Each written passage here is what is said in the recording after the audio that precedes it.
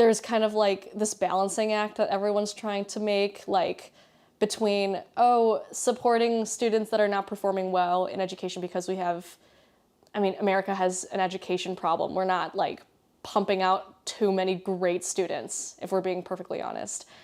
And the issue of like, so we're trying to be like, oh, more accommodating to students and create a better environment, but at the same time giving everyone an adequate education. Both of these things are aiming at trying to pump out better students.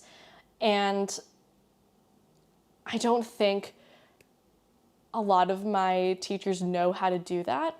There needs to be more professors of color in the education department. Hire more educators of color.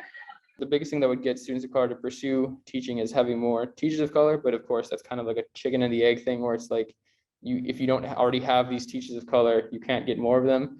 And I think the best way to, like, if I were to try and like design like something like some type of curriculum or whatever that would encourage them to do that in some way, which obviously I am in no way qualified to do, I'd probably think like, putting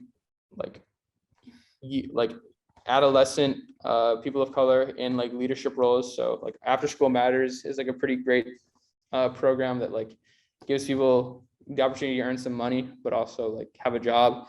So I think like basically After School Matters, but like put them in charge of like as like sort of like a mentor or a guide to young students, because that's sort of it's an analogous relationship to being a teacher. Obviously, it's not the same thing, but it's an analogous thing where you have this person who you're working with, but it's a person who looks like you, or a person who maybe has like the same experiences that you have.